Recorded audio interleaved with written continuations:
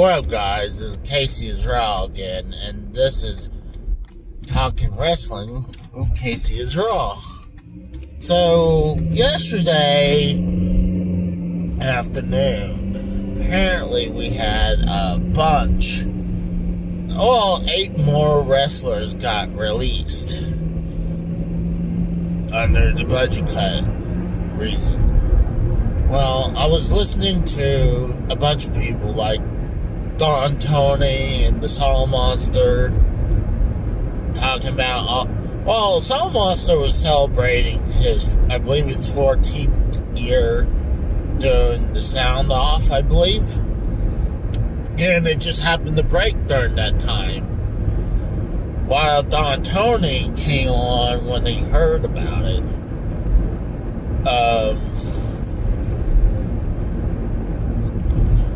And Tony brought up a good point. I mean, it really is business. It's decisions. And I hate to say this. I agree with the guy. I mean, WWE roster's been bloated pretty much since they bought WCW. Pretty much. So for over 20 years, they've been a bloated roster. And they really don't need to have over 100 wrestlers. Kind of like how WCW used to be. But where WCW would have probably 200 wrestlers under the roster, and they would only need a quarter of that, maybe even less than that, to do their shows. So a lot of wrestlers were getting away with not being at the show or be on the shows. Like TNA wrestlers would get away with that too. So, I mean, he does bring up a great point about that, where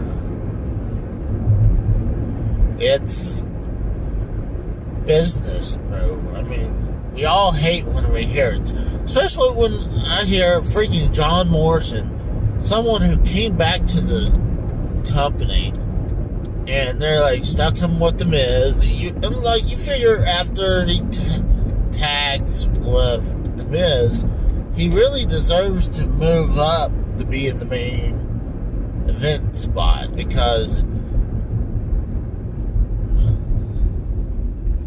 I mean, he's a good wrestler. I found it entertaining, minus the whole dipstick thing, but it's stupid. But I'll be right back, guys. Well, guys, I'm back, and the only thing I would kind of agree and disagree with what Don Tony would said. He said that everyone who's working for someone is okay until when you're no longer working there or you get fired. Now they're monsters. I mean, I do agree to that to a point. I mean, corporations are something like the WWE and major business are cold-blooded. It's all about business. And sometimes it is kind of personal as well, if you think about it. Because, I forgot my freaking sunglasses, but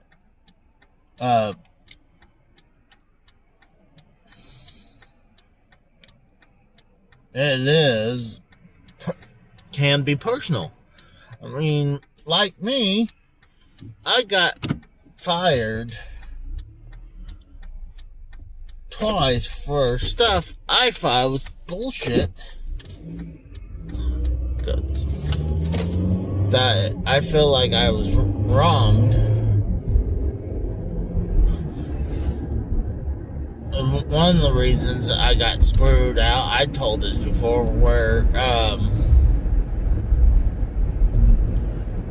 was because that I told the story. I was working for a big time company, Fortune 500 kind trailer company, and before we went out and see, I was a trailer technician, so, and I was on a mobile tech, and before me and my partner, we went out and to our account, they're like, well, guys, we want to get you guys drug tested before we send you guys out, because they're drug testing the whole shop. Well, I don't know why they do this, but they did it in pairs in the same room. It wasn't P test. It was a hair test. And me and this other guy was getting trimmings of our hair for drug test. So, I heard from my other co-workers that they accidentally mixed someone's test around. They accidentally swapped it, and they noticed it. Well, I was like, oh, come on, this is their job. How could they fuck this shit up? Well, they said that I took either oxycodone or oxycontin. I think it's oxycodone. And like, when they called me, it was like, did you take oxycodone? Like, no. I actually, when they told me that, I was like, oxycodone? And they're like, did you think you accidentally took it? No. Did you think you ever took it? No. And, it was like, well, if you don't admit that you did it, we're going to have to report it to the company. And I was like, go ahead. I did not do it. So, I get a call either the next day or later that day. They're like, well, Casey, we're going to have to let you go because you tested positive. It was like, well, I think that drug test was bad. So they were like, well, Casey, you could go and fight that with another hair test. You had to find one and do another hair test on your dime. And I did it. It was over $100. And I showed them proof that I took it because I had lines cut out of my head. And they were like, then I sent it to them. That's my boss. And then, like, it was a few days later or so, maybe a week later, I got my test result. Says I passed, proving I was clean. And they still wouldn't give me my job back. And they're like, well, we wanted you to retest that sample. Like, so the sample that you guys probably mixed up, right? I mean, they had sample A and sample B, but like they told me we're going to test sample B. It's like, test sample B. Don't test sample A again because you guys fucked it up. But I shown them I was clean.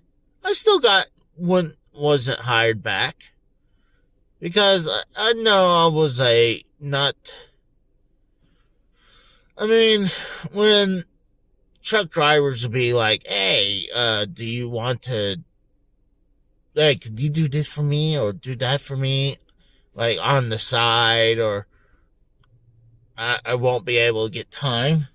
So, yeah, I get a little frustrated with them.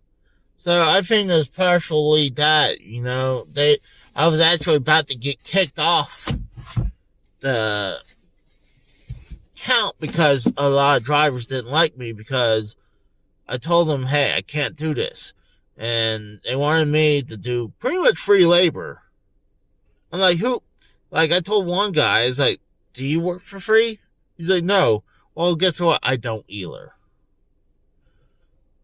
So, but this is beside the point. I had to prove one thing, that corporations can be assholes. I mean, I done one time where I done something stupid. I owned up to the first trailer shop. I done something stupid. And some people know I did. But I learned from my mistakes. I don't pull that stunt no more. I try to always learn from my mistakes. Am I perfect? No. I still try to learn. And I got a little bit of attitude issue if I feel like you're trying to fuck me over. So, sorry about a little rant. I had to bring up a good point, though. That corporations not only could be business decision, it could be cold-blooded. But I'll be right back, guys. But as Don Tony, I agree with what he said. It is a business move. I mean, when the WWE had like 150 wrestlers, and if you watch Raw and SmackDown, it's the same people over and over and over. I mean, honestly, yeah, they just moved up, what's it called? Hit Row. And I swear, if WWE is not happy about it immediately right now, he's like, oh, well, it's one of Triple H's people. Well, let's cut them immediately. Let's get rid of them. Another reason to get rid of some of these people. And what Solomonster brings up a good point is it's like a double fuck you. Because they're like, we bring you up from NXT to the main roster, and you do a couple promos. I heard they only had one match, and then they're gone. I was really shocked to hear a couple of people like Top Dollar, because he was a big WWE guy. He did the whole thing with the A&E specials about picking up a bunch of old memorabilia. And I thought he was a good guy. I mean, I hadn't watched him fight on NXT, but watching him on the show, he seems like a good guy. He had to hustle a little bit because, WWE's cheap. They don't want to spend money. They don't want to feel like they're getting screwed over by the people who collect these wrestling memorabilias. Even though, like, they're worth... If it's something like a big-time stars and it's a certain item, you guys should pay them what's worth. I mean, it's the WWE. It's not like they're hurting for money. But John Morrison, I felt like he should be in the main eventer by now. I mean, he's a great athlete. The whole dripstick thing I did not like.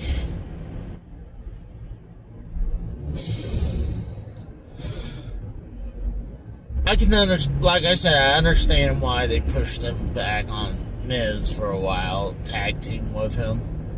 And it looked like they're about to break them up, and then they kind of halted. And then, they release his hot-ass wife. Oh, God, I fucked the shit out of her. But,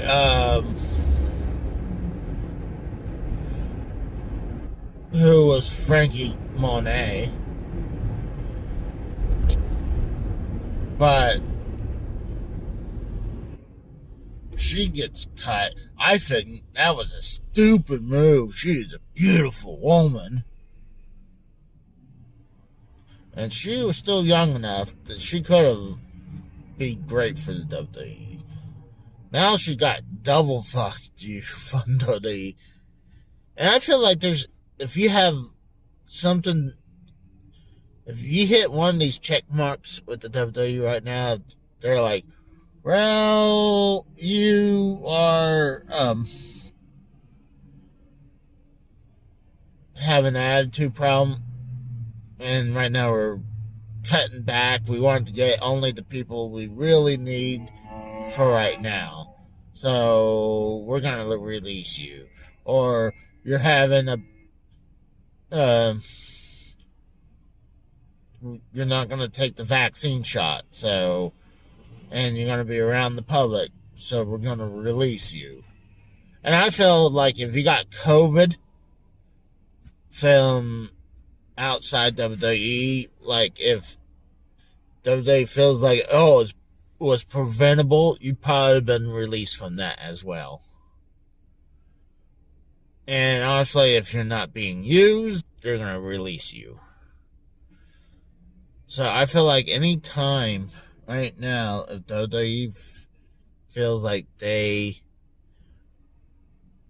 get a reason to fire you right now, they will. And it's just some of the stars that got released is stupid. I mean, I should list of all the people who I feel should have not got released. I mean, I'm afraid. What about Ricochet? I mean, I love Ricochet. I got a feeling he's going to be next. Same thing with LA Knight. I feel LA Knight might be released soon, because he falls under one of the Triple H people. The old NXT now. So I'm like, I don't know. Right now, like I said, I can understand that they want to, cut some of the rosters, because, like I compared it to WCW when they had well over 200 wrestlers, and they probably don't even need half that, or even, like I said, less than a quarter was needed for a show. So it's just smart business moves. But it was also what WWE was doing at the time. I don't know if they no longer care about people going to AEW. Because I remember when they were signing everyone left and right so they wouldn't go to AEW. And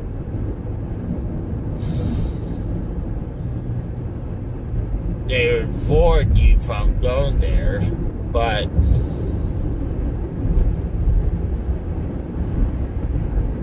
WWE was hiring people left and right.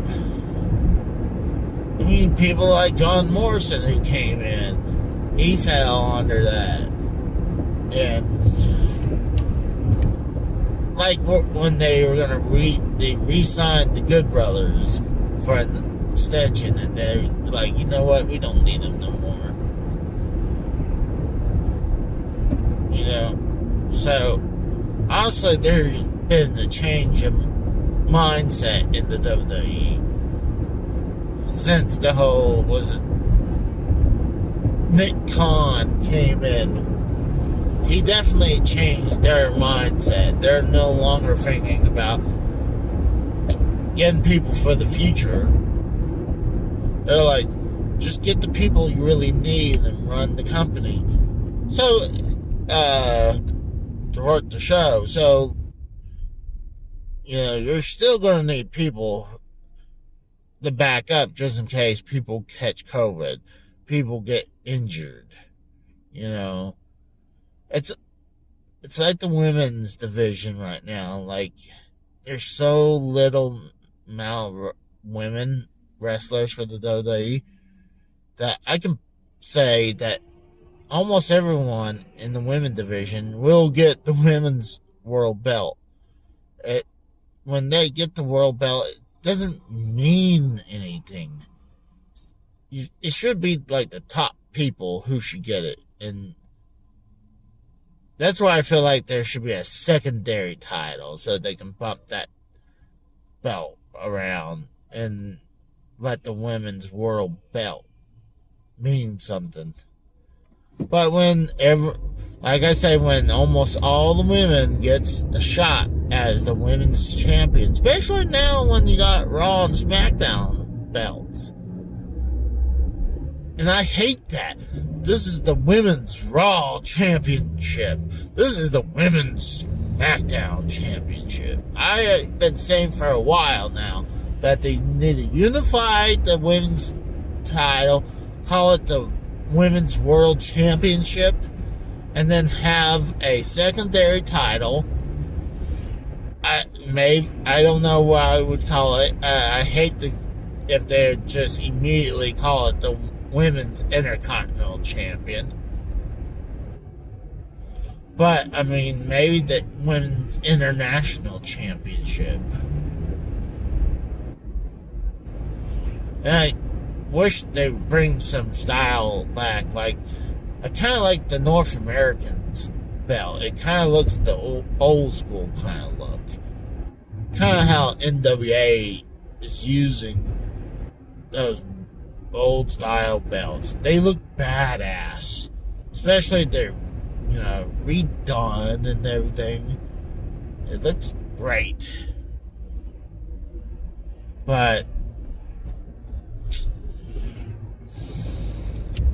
I just feel WWE just don't care.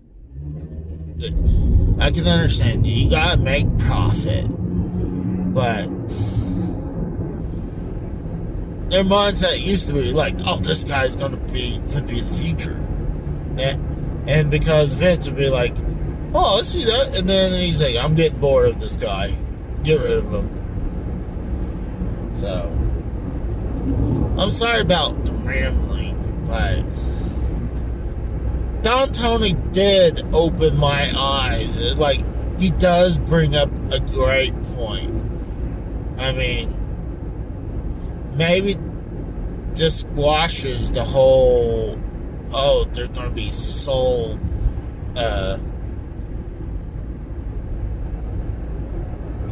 idea from everyone. I mean, solomonster is saying, solomonster have been saying for a while that he's thinking it's going to be sold. I was on that idea with him as well. But Don Turner's also said, saying that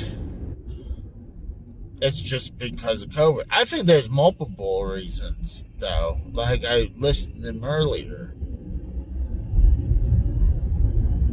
But I feel like you hit one of the bad check marks, and if they're like, are we going to want to use them?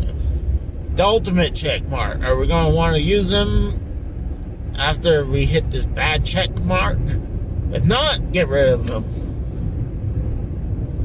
I feel like that's ultimately what it is. They just want to get a minimal set of wrestlers and have some people from NXT because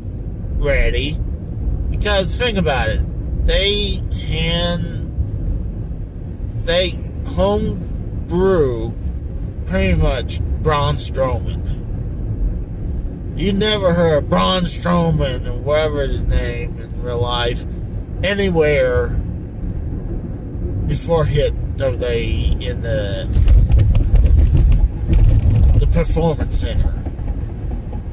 So they're like, well, we got Braun Strowman who came from the Performance Center.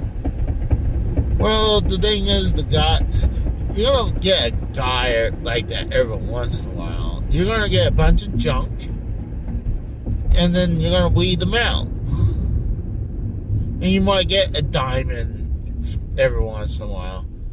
But indie wrestlers, at least they've been honing the craft for years. They have an idea being what their gimmick is, what's been working for them. Kind of like, Orange Cassidy. I mean, the whole gimmick's been fire before he signed with AEW. And when he signed with AEW, it was big. I mean, he's still a big thing in AEW. But, and now with all the people who's getting released from Ring of Honor soon, they're like, a lot of people automatically think they're going to AEW. Now, not everyone. They'll handpick the people they want, but they're not going to get all the people from Ring of Honor in. I mean, I feel like that AEW uses people about the right way to do it. They'll cycle people in, cycle some people out. They'll put them on Dynamite. They'll put them on Rampage. And then some of the people who wasn't on those shows, they'll be on Dark, or was it Elevation? But I feel like they're at least doing that. Yeah, WWE got the main event. But I don't know if I could have the channel that has main event. And if I do, they don't promote it like it's actually gives a shit about main event. Because I remember back in the day, well, a few years ago, before SmackDown went live and the roster didn't split yet, you didn't need to watch SmackDown. You just watch Raw and you catch up to storyline. So you can cut half of your wrestling watching right there. Or from the WWE side. Because you could watch the Raw and you get catched up with what happened on SmackDown. So you don't have to waste your time watching SmackDown. Even though nowadays SmackDown's been the better show. I would, hands down, especially Roman Reigns being a heel. That's they finally doing it. Especially a heel group. But I don't know. WWE's just, this is one of the reasons why I kind of lost my passion for them. I mean, I'll watch the pay-per-views. See if maybe the product's turning. If the pay-per-view set, I ain't not gonna watch Monday Night Raw or SmackDown. So I'll give them a chance when I watch the pay-per-view. If not, I'll just stay away again. So I'll talk to you guys later. Bye. Well, guys, I'm cutting into this episode again. I was finishing listening to Don Tony's stream from last night. Highly suggest not only you listen to Don Tony, and you need to listen to Solomonster if you want to get some great insight about wrestling and great input from their opinion about wrestling. Those guys are great. Don Tony brought up a great point also, where he's saying that AEW, there's a certain word that they hate, and he brings up a great point, and the word is heavyweight. It makes really good point. Not only, I don't think they ever say it. And you know what? If you look at their champions, they're not all 4 of their world champions, they're not heavyweights. They're all about, if they're on the heavyweights, they're on the very low end of heavyweights. Let's say that. And honestly, the term heavyweight is outdated. It's obsolete, quite frankly. If you think about it, even WWE, a lot of the wrestlers not even heavyweights no more, even though they still prefer their big guys. You know, they have people like Rey Mysterio and Chris Benoit, Chris Jericho and Shawn Michaels, the 3 biggest points why the word heavyweight. And Eddie Guerrero, the heavyweight word is obsolete. Rey Mysterio is the biggest one. Is because he held the world title, I think, a couple times in the WWE title, and he's a cruiserweight for sure. He's smaller than his son. I'll be right back. And another reason is if you look at Impact, they actually had a woman win their world championship for the men's side. And I'm okay with that. You know what? We are in the 20s now, 2020 era.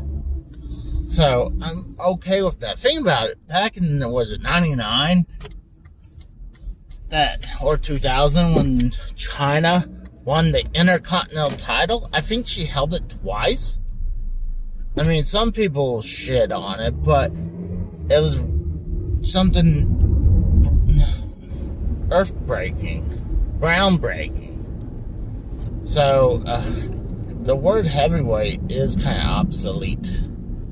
If you think, but I felt the word cruiserweight or lightweight or even the X division, I'm okay with that. I think there's still plenty of reasons, and a way better reason to have those words than heavyweight, because, I mean,